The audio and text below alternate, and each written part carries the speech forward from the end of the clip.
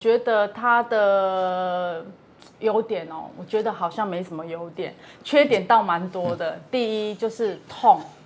真的很痛，打了2次，那效果不大，根本看不出它的效果在哪里。好，各位书记小志的朋友，大家好，我是那个摩羯座皮肤科医师，只讲科学证据的宋医师哈。那今天其实是有个缘由的，我们请到一位看起来像30岁的50岁的周小姐哦，就是范妈妈。那先跟大家打个招呼吧。嗨，大家好，我是范妈妈，我也50岁了。好，那个为什么会找范妈妈周小姐来那个是这样子，就是有一天我们家那个小编有一点神经病，就拿到一篇 paper 叫我看啊，你知道我很久不看 paper 没有？很久看的 paper 都不是这种，然后他又讲说华人的妇女母女，你看这样一直口给这样华人的母女在老化的方向上会蛮一致的，然后小编看到的是母女我看到的是华人的老化会从松弛跟皱纹开始，这是我跟小编看不一样。然后这时候小编就突发奇想，要找我们有一个范小姐，很漂亮范小姐的很漂亮的范妈妈来做一集那个水光的测试，所以我们就找来做水光测试啊，不看不知道，一看吓一跳就是她的皮肤好成这样，还做什么水光呢？我们找到周小姐是这样，当时我找那个我们的范姑娘的时候，她说她妈妈在台湾摆了那个早餐摊，这样那个树叶匪蟹晨星起舞，这样搞了20几年，脸上都已经那个焦黄了，这样，所以我们就很期待把一个焦黄的变成白白的。就我看到她的图，其实也没有很焦黄。来讲一下为什么你会想要参与我们这个实验？因为觉得有年纪了，然后可能皱纹就开始出来了，然后再加上说太阳一直晒，再加上说铁板的高温，然后变成我的那个黑斑就慢慢感觉到它越来越多，对。可是一般人讲到太阳一直晒都会擦防晒，你没有擦防晒吗？没办法擦防晒，在以前可以，但是可能就是接近了那个更年期的那个阶段，然后就很会出汗，没有办法上，而且一上去汗就跑出来了，就没办法。好，所以你就防晒的部分就变成放弃了这样。对。好，那一般来说我们既然会想要防晒，就一定有美白意识嘛，对不对？对。然后又有稍微皱纹了，你没有想到打雷射吗？有去打过了，打了2次，那效果不大，根本看不出它的效果在哪里。为什么效果不大？你知道吗？不太知道。好，其实我们知道了，但是要做个梗，你知道？我们之前有一集大家如果看一下这一集会发现其实做那个皮秒雷射的时候做完皮秒雷射，其实皮肤会有点干燥了。然后我们一开始看那个范妈妈的时候她的皮肤其实你可以看到有一点轻微的斑，就是不是很严重保护的还算不错，也可能是因为皮秒雷射做完以后，可是深部你还是可以看到有一些深部的斑。但是比较明显的是，左边这个还是正常的皮肤你可以看到正常皮肤，她的皮肤还是稍微有点干那比较干燥的情况下，我们知道黑斑在传统的华人里面其实很常见，就黑色素生成，还有黑色素代谢失当嘛。那只要你的皮肤是干燥，基本上黑色素代谢都是适当。健检是这样，健检医师负责讲健检，病人不是受术者负责感受那个治疗跟健检后的好处。那你做了这一次，算2次吧。不过我们看到的图是1次你做完以后你有什么感觉？感觉皮肤变亮了，然后比较水润。没有像以前这样子一摸，就是感觉好像是缺乏水分，然后油分也不够，就会干干的，然后皱纹会比较多。那做完之后回去，老公就说：“你皮肤变好亮哦，为什么？”这个这是老公自己说的，我还没有发现到那么的。你看我又开始口给，这一集不要给我太太看到，因为我从来不会注意到我太太的脸。但是还是要讲一下就是周小姐问一下，你在做这个跟你做雷射嘛？你上次做雷射做了几次？2次。好，做了2次这个今天算起来做2次那个水光嘛？可是你做了水光跟做雷射，你的感觉是什么？就优点是什么，缺点是什么这样？雷射的话，我觉得它的优点哦，我觉得好像没什么优点，缺点倒蛮多的。第一就是痛，真的很痛。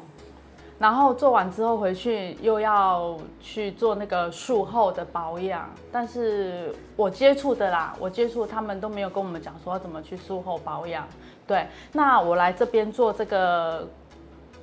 这一次的这个疗程，有拍图，然后看到它的那个结构，然后做完之后差别一看就差很多。这是第一个，第二个它就是补水，跟我之前那个，而且完全没有痛感，非常的舒服。对，好，所以，在这里我要替同道讲一下哦。大家知道20年前我是专门做雷射的啦。那其实那个净肤雷射或者现在的皮秒雷射哦，不管是哪一种，其实就是一种武器嘛。对。不管大刀小刀，你拿来割牛排的时候都小心不要切到手这样哦。所以第一个，你的刀要够锐利，然后你的力量要够强才能切牛排。可是第二个，你在切的时候要很仔细，不能切到手。回到那个范小姐讲的部分哈，范妈妈讲的部分，就第一个，现在在做雷射的时候，如果医师的训练不够，他其实不敢打太重，其实效果不会太好。但是打得太重，他的皮肤会变干，所以医师其实在那个治疗的那个很窄的窗子里面、很窄的巷子里面左走右走，就是打太轻了没有效，打太重又太干这样。那这个部分不管在雷射或者在水光治疗，其实都是需要证据啊。皮肤健检、肌肤监测能够提供最好的部分其实2个，然后第一个我们有证据，我们可以准确的抓到治疗剂量。第二个，术后你还是可以跟病人解释，然后同时让受术者知道他所做的效果不只是肉眼上，他还实际上看到的情况。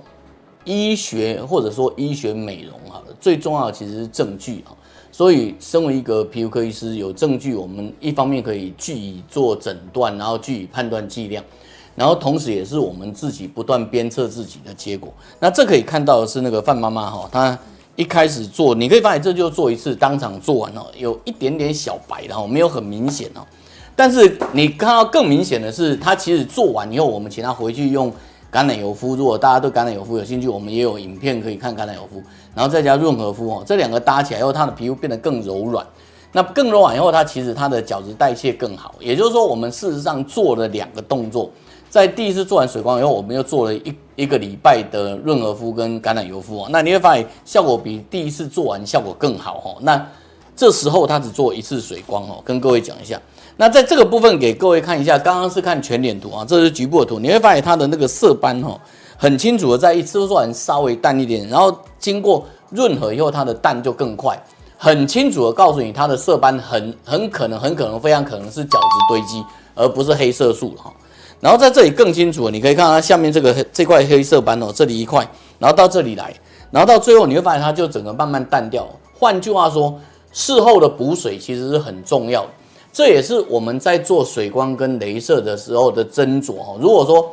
它是深部的黑色素，你要选雷射那边；可是如果它不是黑色素，它是角质的干燥堆积，你其实是要选水光这边哦。那更多的证据其实这样，这是50倍哦。你可以看到一开始的皮肤有点干瘪，然后一开始，然后随着做完以后，这是做完那一瞬间，那的保湿就上来，然后保湿了1个礼拜后，你看它纹路就回来的很漂亮哦。然后甚至深部的部分，你可以看到它的很多堵塞颗粒，在1个礼拜后堵塞颗粒出来，然后很多色素的部分也变得比较淡了，告诉你说我们做的事情其实很清楚的，就是角质的润和、乳化跟黑色素的代谢。医疗卫教影片最重要的就是告诉同样情况的人你有什么心得，然后如果重新再来一次，你准备怎么做，这样对吧？所以那个范妈妈周小姐，您对后来者，就如果你这样走过一遭以后，你对后来者有什么建议？如果让我再重新选择一次，有这种可以看，然后再加上说，如果2个给我选择，我会选择不要去痛，然后很舒服就可以解决的事情。那有很多人都会认为说可能是黑斑的造成。其实像院长刚刚讲的，我就觉得我们的认知可能就是，不是说很明显的知道说皮肤里面到底是黑色素的形成，还是说它是堆积。那如果说透过这个有去做那个深层的拍图啊，去了解的话哈，那我就会选择做这种疗程。对。身为皮肤科医师跟各位忏悔一下30年前我们学皮肤病嘛，那对皮肤的结构了解，可是我们其实对美容不是那么了解。